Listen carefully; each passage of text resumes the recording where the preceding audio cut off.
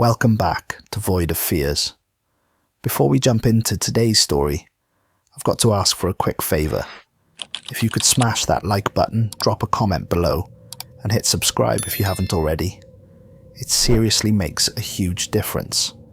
YouTube's algorithm loves that stuff, and it pushes my videos to new viewers who might dig these stories too. I really appreciate every single one of you who takes the time to do that. It means the world to me and helps keep this channel growing. Alright, enough of me rambling. Let's dive into today's story. The coffee had gone cold 3 hours ago, but Dr. Aldric Veynar couldn't bring himself to leave his desk. Something about Thursday evening felt fundamentally wrong at the Deep Space Observatory, like standing in the eye of an invisible hurricane, where the air itself holds its breath before the world rips apart. The usual symphony of humming computers and clicking keyboards had given way to an unnatural quiet that made his skin crawl and his teeth ache with phantom pressure. Even the night janitor, old Pete Kowalski, who'd worked these halls for 15 years and had seen every kind of cosmic phenomenon the universe could throw at Earth, had stopped by his office earlier with a deeply troubled expression etched into his weathered face. "Place feels like a morgue tonight, Doc," Pete had said, his voice echoing strangely in corridors that should have absorbed sound normally. Never heard it this quiet in all my years here. Even the air conditioning sounds wrong. Like it's struggling to breathe. Makes a man think thoughts he shouldn't be thinking, if you catch my meaning. Pete had lingered in the doorway longer than usual, his eyes darting toward the windows that looked out at the star-filled desert sky. "My grandmother used to tell stories about nights like this," he'd continued, his voice dropping to a whisper. "Nights when the earth holds its breath because something's coming that shouldn't be coming. Said you could feel it in your bones when the world was about to change in ways it wasn't meant to change." Now, at 11:47 p.m, Aldric understood exactly what both Pete and his grandmother had meant. The silence pressed against his eardrums like deep ocean water, and underneath it, barely audible but definitely present, he could hear something that made his heart skip irregular beats. A faint humming, so low it might have been his imagination, but so mathematically precise that it couldn't possibly be natural. The same tone that had been haunting his dreams for months, growing stronger each night until he sometimes woke up humming it unconsciously. He was reaching for his jacket, finally ready to surrender to exhaustion and drive home to his empty apartment when Tommy Chen's voice shattered the oppressive stillness like a hammer striking glass. "Dr. Veynar." Tommy's voice cracked with barely controlled terror, the kind of fear that comes from discovering something that violates the fundamental laws of reality. "You need to see this right now. Something's wrong with the observation feeds. Something's been terribly wrong for days, and our systems never alerted us. It's like something wanted us to find it, but only when we were ready to handle what we'd discover." Aldric found the young astronomer hunched over his workstation like a man trying to physically hide from his own discovery. Tommy's hands trembled above the keyboard, afraid to touch the keys that had revealed something that challenged everything they thought they knew about the universe and humanity's place in it. "When did you first detect it?" Aldric asked, though the ice forming in his stomach suggested he already knew the answer would be something that would haunt him for whatever remained of his life. "That's the truly terrifying part," Tommy whispered, his voice barely audible above the abnormal quiet. "I didn't detect it at all. The automated systems did 48 hours ago, but they never flagged the discovery. Never sent alerts to any of us, never added it to the standard tracking database. Never followed any of the protocols we've established for exactly this kind of event. It's like something reached into our computers and told them to notice it, but keep absolutely quiet about it until a human being manually stumbled across the data." Tommy's fingers shook as he pulled up the display that would change human history forever. "Dr. Veynar, I've been staring at this for 2 hours, running every diagnostic I know, and I keep getting the same impossible result. Either our equipment has experienced the most comprehensive malfunction, in the history of space observation, or something has been deliberately timing its own discovery. The main display showed an object that violated everything Aldric understood about celestial mechanics, physics, and the basic rules governing how matter moved through space. 3-eye atlas stretched across the screen like a dark wound torn in the fabric of space itself, Manhattan-sized and angular, in ways that made his eyes water when he tried to follow its geometric edges. The object's shape seemed to shift subtly when observed directly, as if it existed in more dimensions than human perception could properly process. But far worse than its impossible geometry was its movement. Atlas was decelerating through space with mathematical precision that spoke of intelligence, purpose, and technology that humanity was nowhere near achieving. The object was shedding velocity in controlled bursts that defied every known law of interstellar travel. "Comets don't break," Aldric said, his voice barely a whisper in the unnatural quiet. "Asteroids don't steer themselves, and natural objects certainly don't choose the timing of their own discovery." Tommy pulled up the trajectory analysis with shaking fingers that could barely manipulate the controls. "Dr. Veynar, look at this projected path. It's not heading for the sun, like any normal interstellar visitor would. It's not following any gravitational influences we can identify or measure. It's coming straight for Earth's orbital plane and slowing down like it's searching for the perfect parking space, like it knows exactly where it wants to position itself relative to our planet." Aldrich stared at the computer projection, watching the object's predicted path terminate in a perfect station-keeping orbit positioned between Earth and Mars, with mathematical precision that would have challenged the most advanced human navigation systems. How long before it reaches optimal position? 6 days, Tommy's voice cracked like a teenager's, though he was 26 years old with a doctorate in astrophysics. 6 days before it parks itself close enough to Earth to do whatever it came here to do. The cascade of emergency protocols that followed felt like watching civilization's carefully constructed order collapse in extreme slow motion. Within 4 hours, every major space agency, intelligence service, military command, and government leadership position on Earth had been notified through channels that had been theoretical until this moment. Code words that had never been used outside of classified war games suddenly filled encrypted communications networks spanning the globe. Emergency sessions convened in capitals worldwide. Military installations that officially didn't exist began preparing for scenarios that had only existed in the darkest classified planning documents. Religious leaders found themselves fielding questions about theological implications they'd never seriously considered. Stock markets prepared for trading suspensions. Communication networks braced for potential system-wide failures. By dawn Friday, Aldric found himself strapped into a military transport aircraft flying toward Goddard Space Flight Center, clutching a briefcase full of research that suddenly felt as useful as ancient cave paintings in the face of what they were confronting. The other passengers, physicists, linguists, military officers, intelligence analysts, all wore the same expression of people trying to process the impossible while maintaining enough sanity to function professionally. The pilot, a decorated Air Force colonel with 20 years of experience flying classified missions, announced over the intercom, "Ladies and gentlemen, I've transported nuclear weapons, foreign intelligence assets, and equipment for missions I'm not allowed to acknowledge. This is the first time I've had no idea whether I'm flying toward humanity's greatest discovery or its final day." Goddard Space Flight Center buzzed with barely controlled chaos that felt like the organized panic of an ant colony under attack. Scientists, military personnel, intelligence officers, and government officials moved with the controlled urgency of people trying not to acknowledge they might be facing humanity's potential extinction.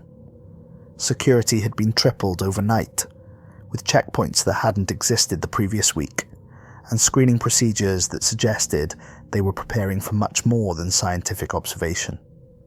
Aldrich was escorted through corridors lined with equipment he didn't recognize, past rooms full of people speaking in hushed, urgent tones, to conference room Alpha, deep in the facility's most secure section. Commander Thane Rourke waited inside, his military bearing unable to fully conceal the profound fear in his eyes. Around the polished conference table sat 3 other specialists, each carefully selected for skills that humanity had never needed before this moment. "Ladies and gentlemen," Rourke began, his voice steady, despite the barely perceptible tremor in his hands. "As of 18 hours ago, we are officially no longer alone in the universe. The object, designated 3I Atlas, appears to be under intelligent control, demonstrates technology far beyond our current capabilities, and will reach optimal striking distance from Earth in less than 6 days. Your job is to establish communication if possible, determine intentions if feasible, and recommend appropriate response measures for scenarios we've never had to contemplate." The woman sitting across from Aldric had the sharp, predatory intelligence of someone who made a living solving puzzles that other people considered impossible.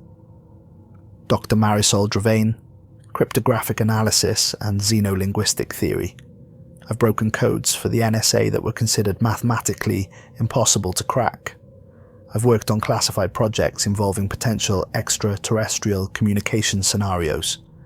If this object attempts to communicate using any system based on logic, mathematics, or recognizable pattern structures, I will decode it. Next to her sat a thin man whose prematurely grey hair and hollow, haunted eyes suggested he'd spent too much time studying the darker aspects of human psychology under extreme stress.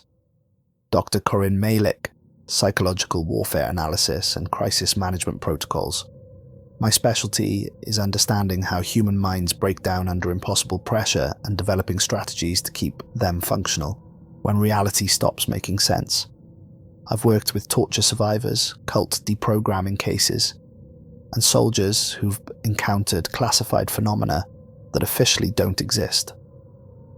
The final team member looked like he could disassemble a spacecraft engine with his bare hands and rebuild it into something better. Ilya Varek, Deep Space Systems Engineering and Hostile Environment Survival Technology.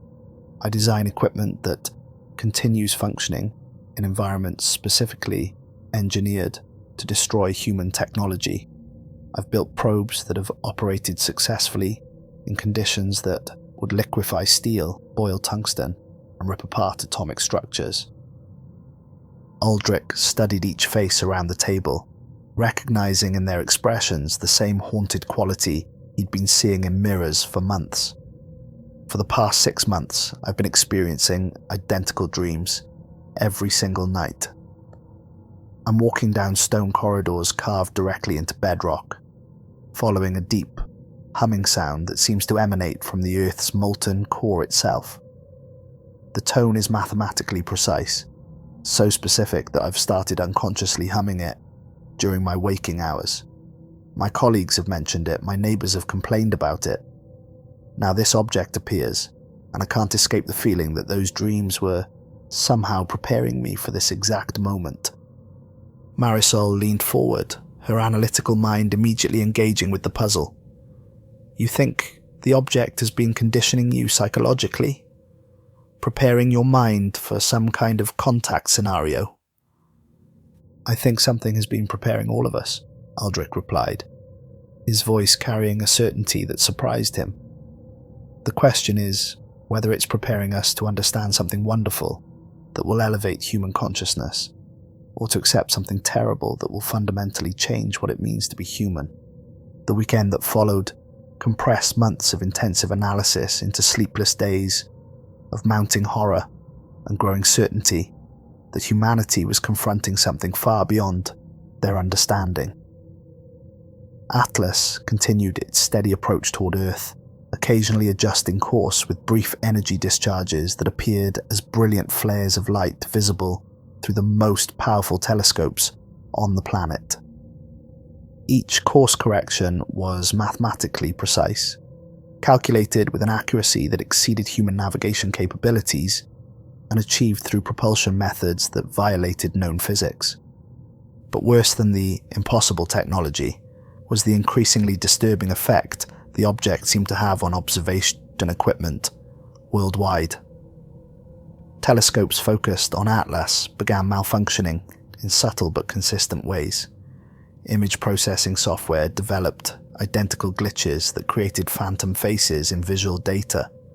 Radio telescopes detected faint signals that sounded almost like human voices, speaking just below the threshold of conscious understanding. Most disturbing were the reports from observatory personnel around the globe. Astronomers, technicians, and researchers who spent extended time observing Atlas began experiencing similar dreams. Underground chambers, carved faces, and the same deep humming that had been haunting Aldric for months. Saturday afternoon, the international team gathered around Goddard's massive radio array for humanity's first attempt at deliberate interstellar communication. The decision had sparked heated debates among world leaders, with military commanders advocating immediate nuclear response while diplomats pushed for peaceful contact protocols. Scientists argued for careful observation, while intelligence agencies recommended treating the object as a potential weapon system. In the end, scientific curiosity and desperate hope won over military caution and political fear. Aldric's hands shook as he initiated the transmission sequence that would either mark humanity's greatest moment or trigger its destruction. The massive dish turned toward Atlas with mechanical precision, its movement tracked by cameras that would record this moment for whatever remained of human history. The message itself was elegant in its simplicity, a mathematical progression that any intelligence would recognize as artificial, followed by basic information about Earth's location, human biology, and peaceful intentions. Transmission complete and away, Aldric announced, his voice steady despite the emotional chaos in his chest. If there's anyone listening out there, they'll receive our message in approximately 18 hours, assuming they're using conventional physics for signal reception. Rourke established a 72-hour monitoring window, consulting with military advisors who were simultaneously preparing defensive measures and evacuation protocols for major population centers. If we don't receive any kind of response within 3 days, we implement defensive protocols and start working on deflection strategies using everything from nuclear warheads to directed energy systems. That night, Aldric couldn't sleep despite his physical and emotional exhaustion. He stood on the observatory's outdoor deck, staring up at the starfield where Atlas hung invisible among the celestial lights, feeling the weight of human history pressing down on his shoulders. The humming in his dreams had grown stronger since the transmission, and now he could hear it even while awake, a deep, resonant tone that seemed to emanate from inside his own skeletal structure. "We shouldn't have called to it," he whispered to the night sky, his breath forming small clouds in the desert air. "Some doors should never be opened. Some questions should never be asked. Some things should be left alone in the dark spaces between stars." But even as he spoke the words, part of him yearned desperately to hear what might answer from the depths of space. Tuesday morning destroyed any remaining illusion that humanity had any control over the situation they'd stumbled into. 6:47 a.m. Alarms screamed through mission control with an intensity that sent people diving under desks, hands pressed to their ears against the electronic shrieking. Aldric sprinted from his temporary quarters, still pulling on his lab coat to find organized pandemonium that bordered on complete system failure. Technicians shouted readings over the cacophony, computers overloaded with more incoming data than their processing systems could handle, and underneath it all, threading through the chaos like a melody, woven into noise, was a sound that made everyone in the room fall completely silent. "Incoming transmission detected," the communications officer managed to shout over the electronic chaos. "Response time 16 hours, 32 minutes from initial contact. That's completely impossible. Even if they responded immediately upon receiving our signal, accounting for signal travel time, We shouldn't be hearing anything for at least 18 hours. They responded before our message could have reached them. Aldric pushed through the crowd of panicking technicians to the primary audio station, his 20 years of deep space research experience taking over despite the terror clawing at his rational mind. His hands moved with practiced precision as he isolated the incoming signal and prepared it for analysis and playback, but nothing in his 2 decades of studying cosmic phenomena had prepared him for what emerged from the speakers. The transmission began with deep, grinding metallic tones that seemed to vibrate through the building's foundation and into the bones of everyone present. The sound was simultaneously mechanical and organic, like massive gears grinding inside something that breathed, bled, and experienced pain. It carried harmonics that made the facility's windows vibrate and caused several sensitive individuals to experience immediate nosebleeds. But woven through the mechanical grinding, hidden so subtly that it took several minutes of careful frequency adjustment to isolate clearly, were human voices. Not alien attempts to mimic human communication, not artificial intelligence trying to approximate human speech patterns, but actual human voices speaking in whispers that carried the weight of centuries and the desperate urgency of the damned. "Medical teams to mission control immediately," Rourke barked, his military composure beginning to crack under the strain of confronting the impossible. "I want full neurological monitoring for anyone exposed to this signal for more than 30 seconds. And someone shut down those alarms before they drive us all insane." As the electronic shrieking faded, the whispered voices became clearer and more disturbing. Dozens of them speaking in overlapping fragments that created a symphony of human suffering broadcast from the depths of interstellar space. But these weren't random voices. They were organized, structured, almost like a choir performing a composition written in languages that predated recorded history. Aldric fine-tuned the frequency controls, trying to isolate individual voices from the cosmic chorus.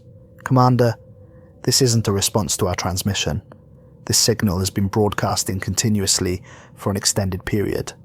We're just finally in the correct position to receive it clearly. Whatever sent this has been trying to communicate with Earth for much longer than the few days we've been aware of its existence." The next 4 days transformed the facility into a sleepless nightmare of analysis and mounting existential dread. Marisol worked around the clock, running voice fragments through every linguistic analysis program NASA possessed, several classified military systems, and advanced AI translation protocols borrowed from intelligence agencies. Her discoveries grew more disturbing and impossible with each passing hour. "The voices are definitely human," she announced during Wednesday's emergency briefing, her voice hoarse from lack of sleep and constant exposure to the alien transmissions. "I've successfully identified distinct fragments in over 60 different languages spanning every era of human civilization. Ancient Sumerian, Classical Latin, Medieval Welsh, Renaissance Italian, Modern English, Contemporary Mandarin, and dozens of others.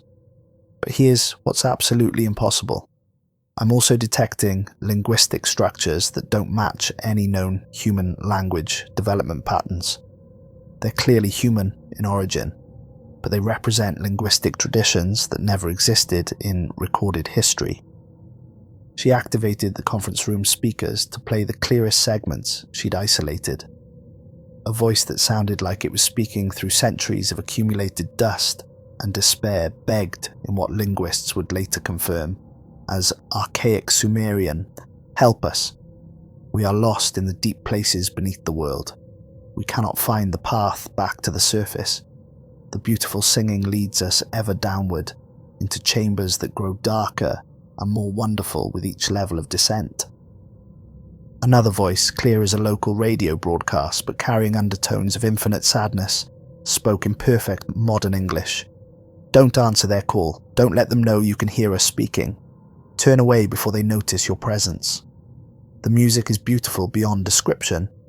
but it leads only to the carved chambers where we wait eternally in stone, adding our voices to the song that calls to others like us. A third voice, barely audible beneath layers of electronic static, repeated the same phrase in what linguists would identify as a dialect of Greek that had been extinct for over 2 millennia. The sleepers wake when new voices join the eternal song. The sleepers wake and the chambers grow larger to accommodate the growing choir. The sleepers wake and carve new faces in the living stone to document each singer who chooses to remain. Aldric absorbed himself completely in the recordings, working 18-hour shifts and surviving on nothing but coffee, stimulants, and an obsession that deeply worried his colleagues. His dreams intensified each night, becoming more detailed, more vivid, and more real than his waking hours. He could smell the musty air of the stone corridors, feel the rough texture of carved walls beneath his fingertips, hear the desperate whispers echoing from chambers that stretched deeper than any human exploration had ever reached. The faces carved into the dream walls became clearer and more individual with each sleeping session. Men and women from every era of human history, their mouths open in expressions that could have been eternal screams of terror or songs of transcendent joy. He found it impossible to determine which. Their eyes followed him as he walked deeper into the impossible underground maze, drawn by the humming that seemed to emanate from the Earth's molten core and call to something fundamental in human consciousness. But most disturbing was his growing certainty that these weren't dreams at all, but memories, actual experiences belonging to other people, somehow transmitted into his sleeping mind through the Atlas signal with increasing clarity and emotional intensity. Friday brought reports from around the globe that shattered any remaining hope that this was an isolated or controllable phenomenon. Radio telescope operators from Australia to Chile, from Norway to South Africa, from Hawaii to Antarctica, all reported identical discoveries. Their equipment was detecting faint but unmistakable echoes of the Atlas transmission, emanating from underground locations scattered across every continent. The signals appeared to originate from precise depths ranging from 50 to 300 feet below the surface, always from locations that corresponded to significant archaeological sites, natural cave systems, ancient religious centers, or areas with long histories of unexplained disappearances. "It's like there's been a network down there all along," Marisol said during Friday's increasingly desperate briefing session, her hands shaking as she displayed a global map dotted with hundreds of signal origination points. The transmission from space isn't the primary source. It's an activation signal. It's waking up relay stations that have been buried and dormant for God knows how long. And now they're all singing the same song in perfect harmony. Dr. Malik, who had been monitoring the psychological effects of prolonged exposure to the transmissions, delivered his own deeply disturbing report. 17 personnel across multiple facilities have now experienced what they consistently describe as inherited memories, detailed, vivid experiences of exploring underground chambers they've never physically visited. The dreams are remarkably consistent across all subjects, regardless of their cultural background, education level, or previous knowledge of archaeological or geological formations. He activated a recording device. Here's what's particularly alarming.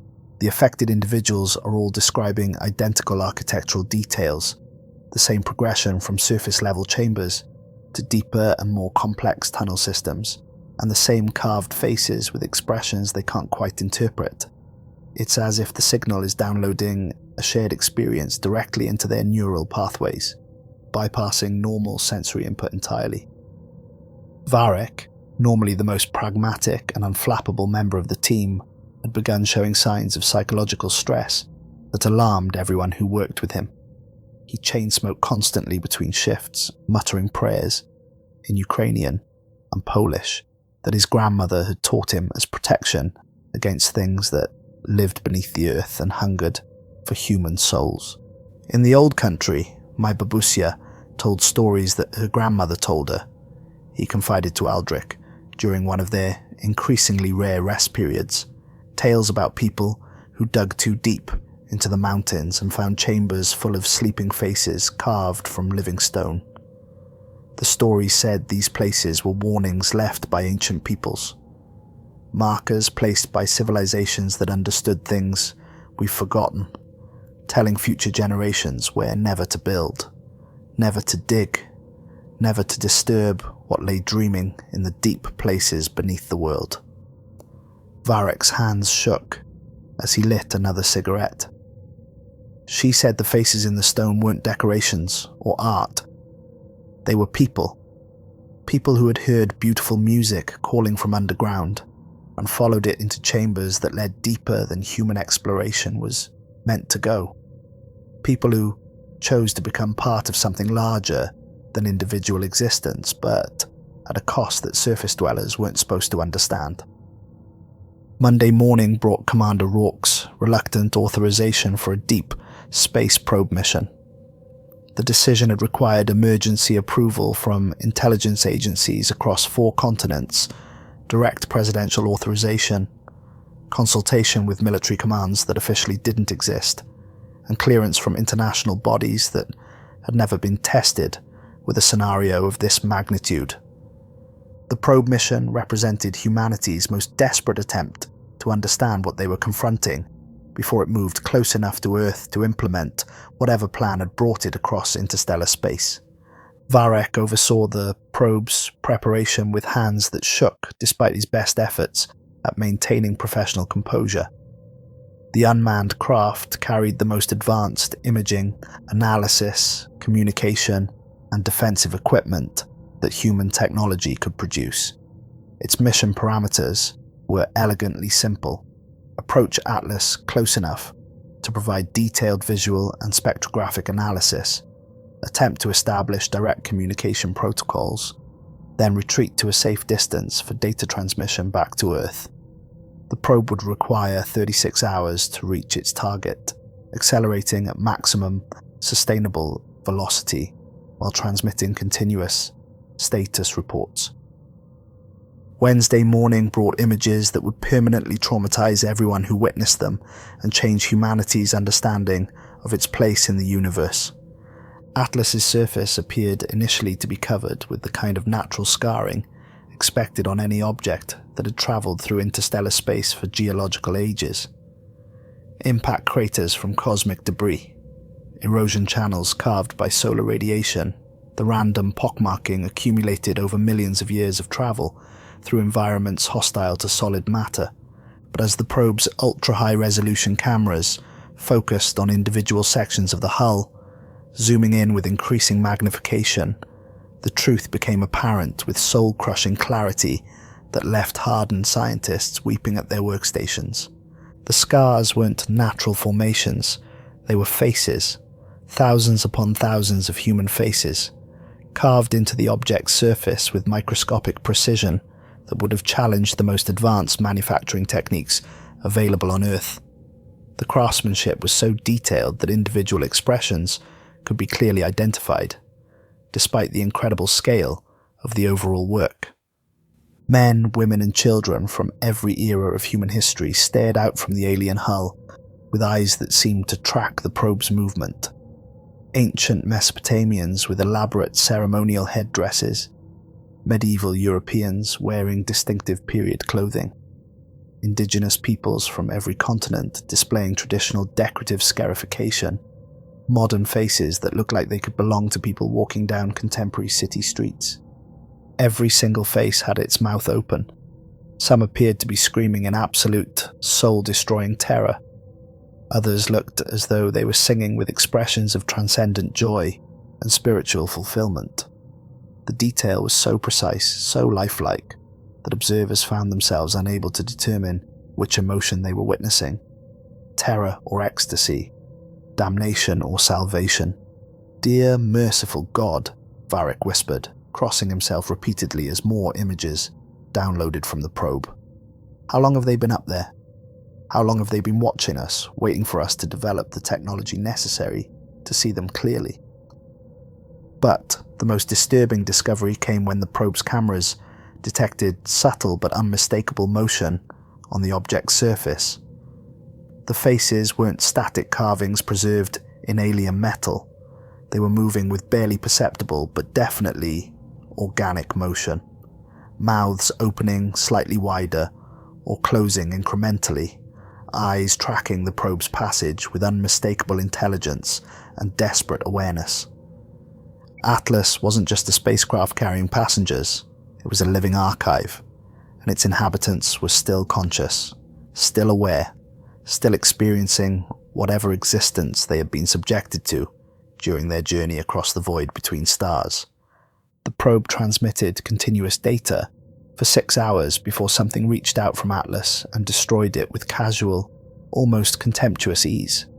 The final image showed what appeared to be a massive appendage made of the same dark material as the object's hull, its surface covered with the same carved human faces, reaching toward the camera with deliberate, predatory intent. The last frame captured a close-up view of the appendage's surface, hundreds of human faces, all with their mouths open, all staring directly into the camera, with expressions of warning, welcome, or desperate communication that human psychology couldn't properly interpret. Tuesday night, 11:45 p.m. The final transmission that would end humanity's isolation forever. Every monitor in mission control went black simultaneously, as if someone had severed the facility's connection to electrical reality and plunged them into a darkness that existed outside normal space and time. Emergency lighting engaged automatically, bathing the room in hellish red illumination that transformed everyone's face into a mask of blood and shadow. Then, slowly, with the deliberate pace of something that had infinite patience and absolute confidence, the screens flickered back to life, displaying images that would haunt the survivors for whatever remained of their lives in sanity. Rows of human eyes stared out from every display screen in the facility.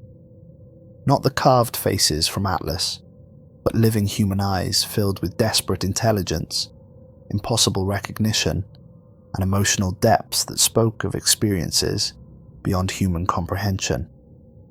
Eyes that seemed to see through the screens and into the souls of each person in the room, evaluating their worthiness for whatever was about to unfold. When the voice began speaking, it emerged from every speaker simultaneously, not just in mission control but throughout the entire facility, from every telephone, radio, intercom, and electronic device capable of producing sound. It was a chorus of thousands of human voices speaking in perfect unison, creating harmonies that human vocal cords should not have been able to produce. "We have been calling to you across the dark spaces between stars for longer than your civilization has existed," the voice said, each word resonating with the weight of centuries. "We have been waiting with infinite patience for your species to develop the technology necessary to hear our song and respond with voices of your own. Now you have called to us across the void, and we can see you clearly. We know where you are. We know where you dream. We know where you have built your cities and carved your chambers. We know where you hide your deepest secrets and your greatest fears." Rourke screamed shutdown orders with increasing desperation, but every computer system in the facility had been completely overridden by technology that operated according to principles that human science couldn't begin to understand. Workstations operated themselves with invisible hands. Classified databases opened and displayed their contents to unseen observers, and the massive radio array outside began transmitting without any human authorization whatsoever. Several staff members stood completely motionless throughout the facility, their eyes fixed on the staring screens with the unseeing gaze of people whose consciousness had traveled far from their physical bodies. Dr. Malik moved desperately from person to person, trying to rouse them from their catatonic states, but found them completely unreachable. Breathing normally, pulse steady and regular, but mentally absent from their physical forms. Their pupils had dilated to pinpricks, and they whispered the same phrase repeatedly in voices that weren't entirely their own. "We can see them now. We can see where they've been waiting for us. The chambers go so much deeper than we ever imagined. The music is so beautiful, the singing never stops. Only Aldric remained focused on the transmission itself, frantically recording everything while fighting against the hypnotic pull of those staring eyes that seemed to see directly into his genetic memory. As he worked, recognition crept up his spine with the slow, inexorable certainty of approaching death or transformation.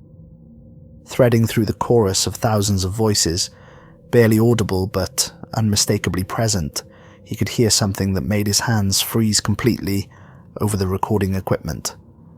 His own voice, older and somehow distorted by unimaginable distance and time, but carrying his characteristic speech patterns and vocabulary. I have found the source of the beautiful music that has been calling to us since childhood. The chambers beneath the surface world are more wonderful than any surface dweller could possibly imagine. The others have been waiting so patiently for new singers to join their eternal choir. I am descending now to take my place among them in the carved galleries where time has no meaning and the song never ends. Do not mourn for me. Do not search for me. Do not try to bring me back to the surface world. Find your own path to the music that calls from the deep places, because everyone who hears it eventually follows it home. But Aldric had never spoken those words, had never visited any underground chambers, had never experienced anything that could have produced such a detailed recording of his own voice describing experiences he'd never had. The transmission continued for 17 minutes and 33 seconds before ending as abruptly as it had begun, leaving the facility in a silence that felt more oppressive than the alien voices had been. The hijacked computer systems released control back to human operators, and the catatonic staff members awakened with no memory of their mental absence, though they complained of extraordinarily vivid dreams about walking through underground galleries filled with singing voices that welcomed them home. Wednesday morning brought blessed silence, but Aldric had decoded something from the massive data transmission that changed everything he thought he understood about reality, human history, and the true nature of the universe.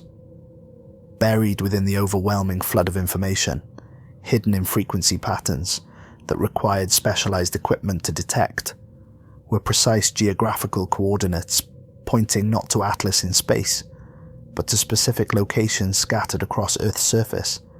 Dozens of coordinate sets distributed across every continent, all corresponding to significant archaeological sites, natural cave systems, ancient religious locations, and areas with long histories of unexplained disappearances.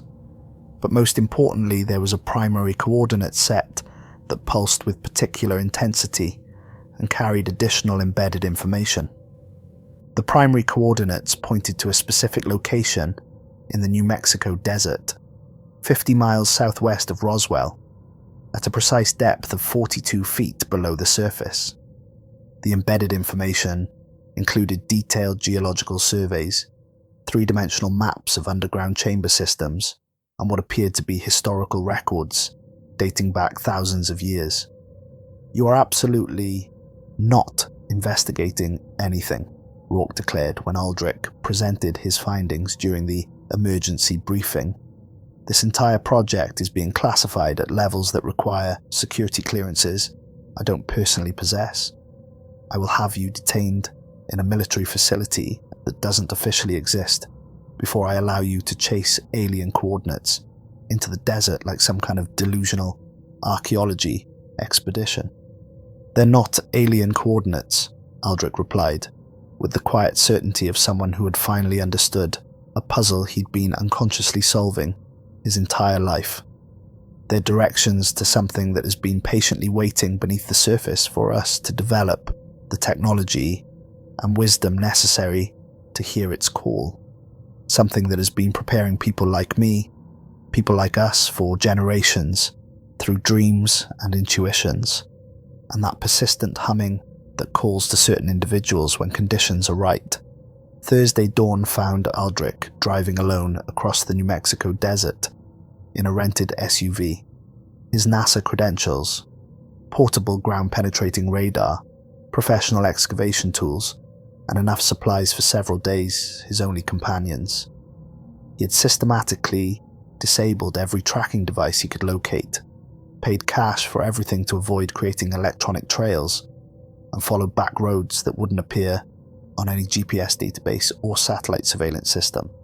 He knew that Rourke would deploy search teams within hours of discovering his absence, but he also knew with absolute certainty that this was something he had to do alone. The coordinates weren't just pointing to a location, they were calling specifically to him, to people like him, to individuals who had spent their lives listening to signals from space and wondering what might be listening back.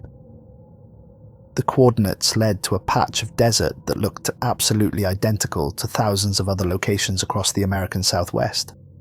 No distinctive landmarks, no signs of previous human activity, no geological features that would suggest why ancient intelligences would mark this particular spot as significant. But as Aldric set up his radar equipment in the growing desert heat, he could hear the humming again, stronger now, more insistent and mathematically precise, seeming to emanate from directly beneath his feet. The portable ground-penetrating radar revealed exactly what his months of dreams had promised. 42 feet down, something large, metallic, and geometrically complex waited in the earth. Something that had been manufactured with precision that exceeded current human technology, buried long before any known civilization should have possessed the tools, knowledge, or motivation to create such a thing. 14 hours of digging in the brutal desert heat, pausing only for water breaks and to clear sweat from his burning eyes, revealed the edge of a sealed hatch that challenged everything Aldric thought he knew about human history and technological development. The metal was unlike anything in his considerable experience, dark as the space between stars, slightly warm to the touch despite being buried for untold centuries, and covered with intricate carvings that seemed to shift and change when observed with peripheral vision. The carvings were human faces, but not like any human faces that should have existed when this hatch was created. Hundreds of them, each one unique, each one carved with incredible attention to detail that captured not just physical features, but emotional states and individual personalities. These faces represented people from every era of human development, from the earliest proto-human features to contemporary facial structures that could belong to people living today. Some faces showed the distinctive bone structure and brow ridges of Neanderthal ancestry. Others displayed the characteristics of human populations that had vanished from the genetic record tens of thousands of years ago, representing evolutionary branches that mainstream archaeology insisted had never existed. But most disturbing were the faces that showed features from the future, subtle variations in bone structure and facial geometry that suggested human evolution, continuing in directions that hadn't happened yet. "This has been here since before the beginning," Aldric whispered to himself, running his fingers over carvings that seemed to pulse with their own internal warmth. Before recorded history, before agriculture, before language, before any technology that should have been capable of creating something like this.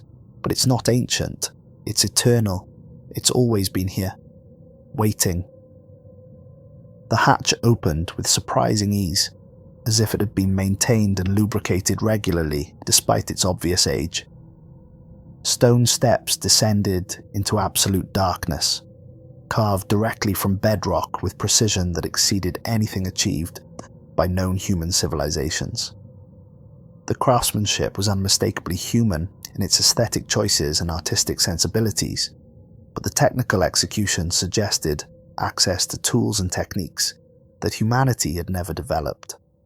Aldric's flashlight beam revealed walls lined with more carved faces, each one seeming to watch his progress as he descended. The air grew warmer with each step, carrying scents of incredible age, mixed with something organic that had been preserved far longer than natural processes should have allowed.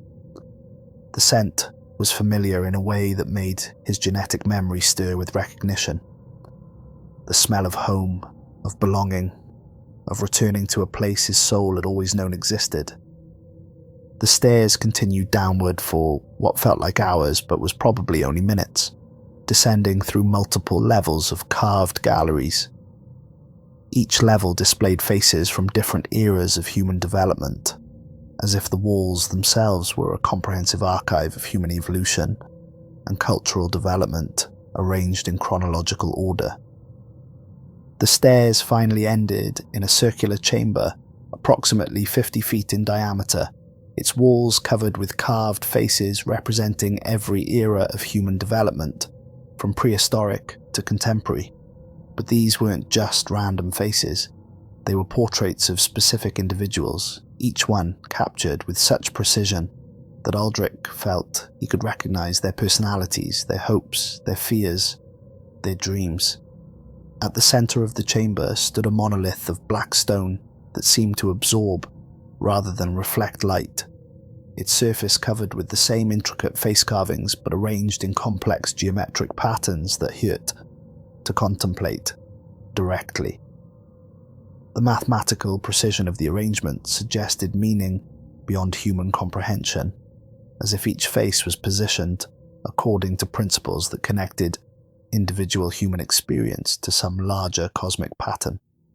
As Aldric approached the monolith, it began to pulse with the deep tones that had haunted his dreams for months, but now, standing in the buried chamber, with stone walls that had witnessed the passage of millennia, he could finally hear the voices clearly. Not the mechanical grinding from the Atlas transmission, not the desperate whispers from space, but thousands of human voices speaking in every language humanity had ever developed, all carrying variations of the same essential message. They were welcoming him home.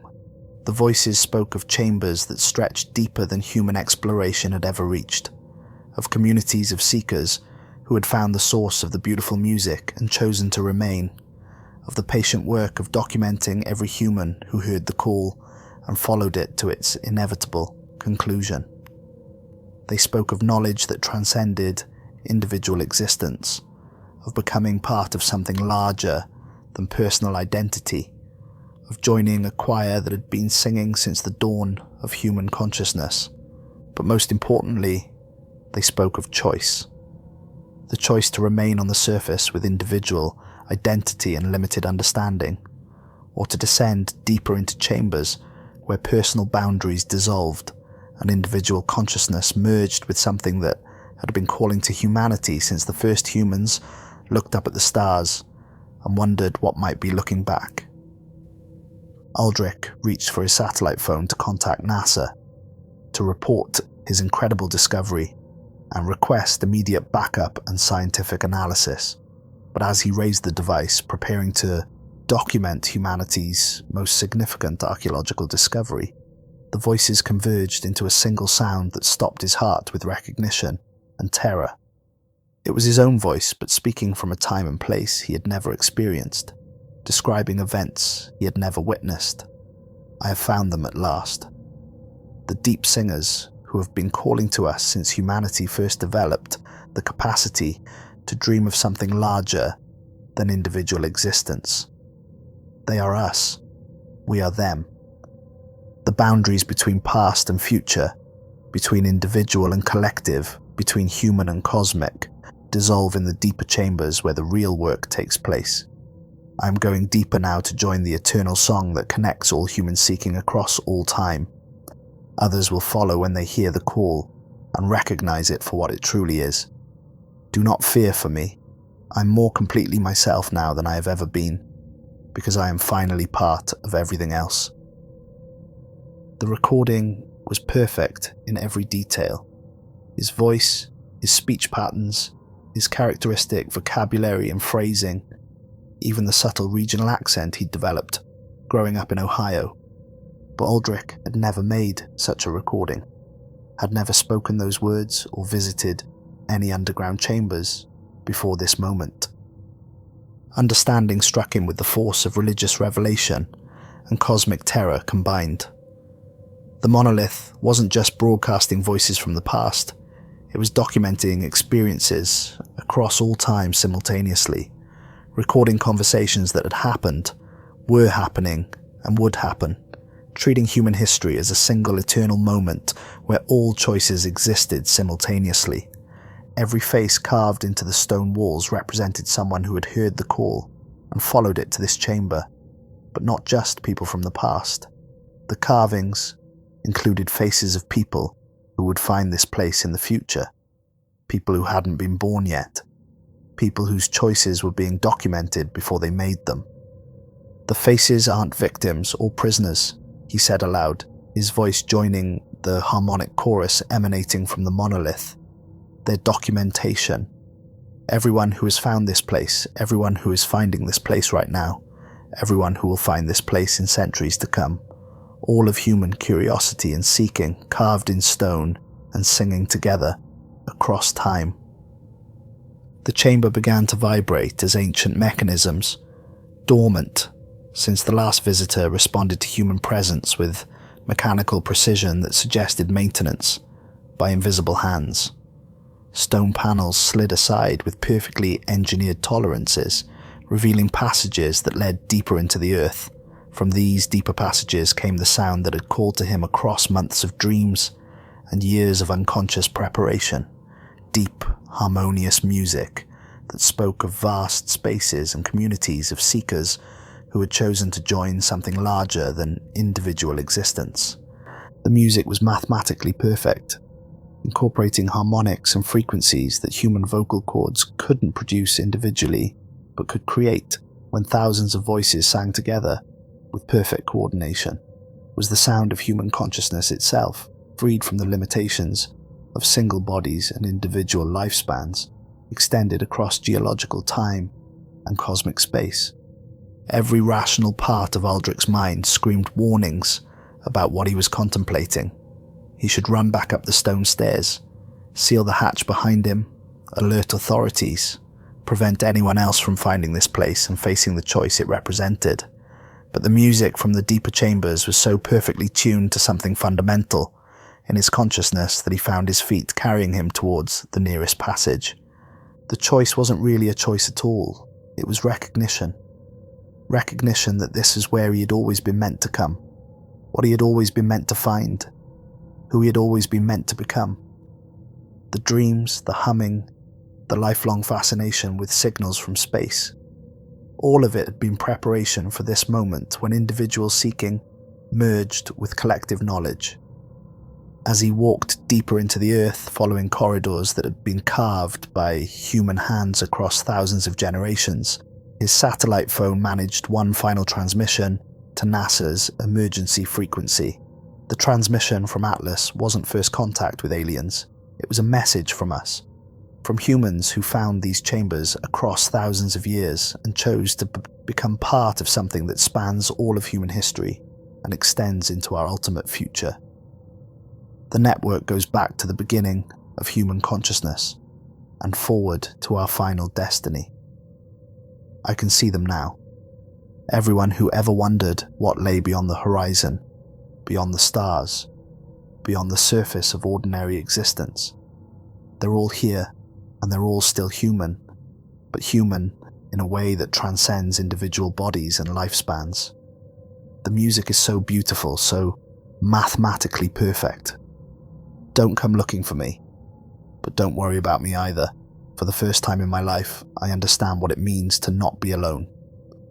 The transmission cut off as Aldric descended beyond the reach of surface technology, following passages that led ever deeper into chambers where the music grew more complex and beautiful with each level of descent.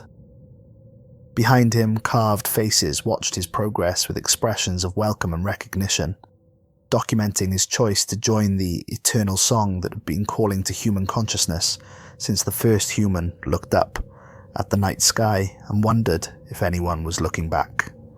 Miles above, NASA's deep space tracking systems registered the complete disappearance of Atlas from all monitoring equipment. The object hadn't moved or been destroyed. It had simply ceased to exist in any measurable sense, as if it had returned to whatever dimension had birthed it after completing its mission of activation and invitation. But deep beneath the New Mexico desert, ancient machinery that predated human civilization hummed to life with renewed purpose and expanded capacity.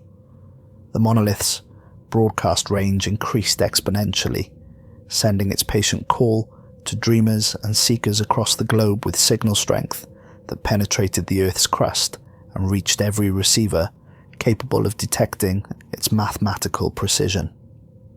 Within hours, radio telescope operators worldwide began detecting new signals from underground locations that had been silent for decades.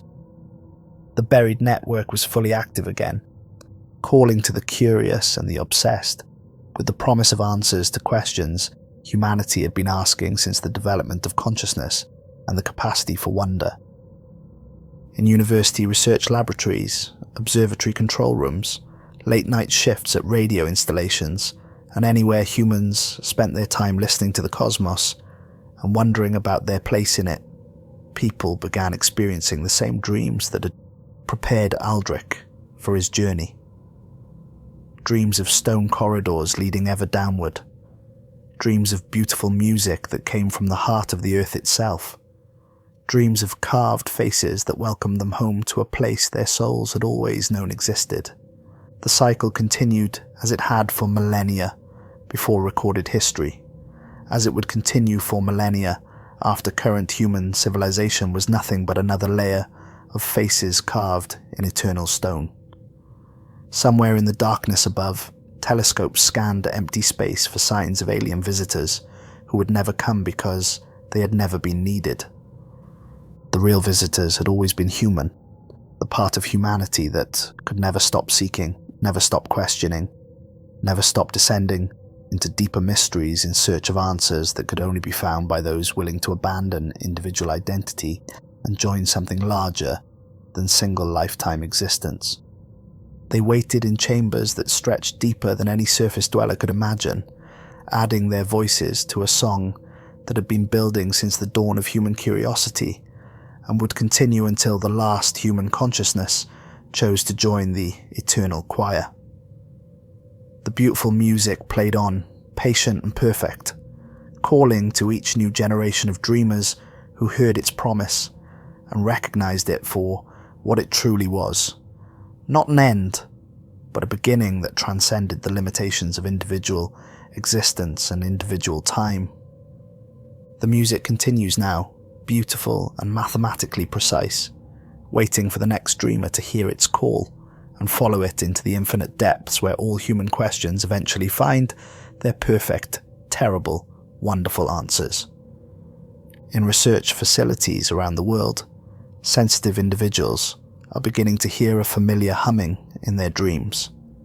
They wake with a deep certainty that something is calling to them from beneath the earth, something that has been waiting patiently for them to develop the courage and curiosity necessary to answer its invitation.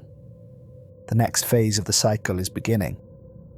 The music is calling, and somewhere someone is already walking toward their destiny, following the sound that leads ever deeper into chambers where human consciousness discovers what it truly means to be part of something infinite and eternal. The song never ends. It only grows more beautiful as new voices join the choir,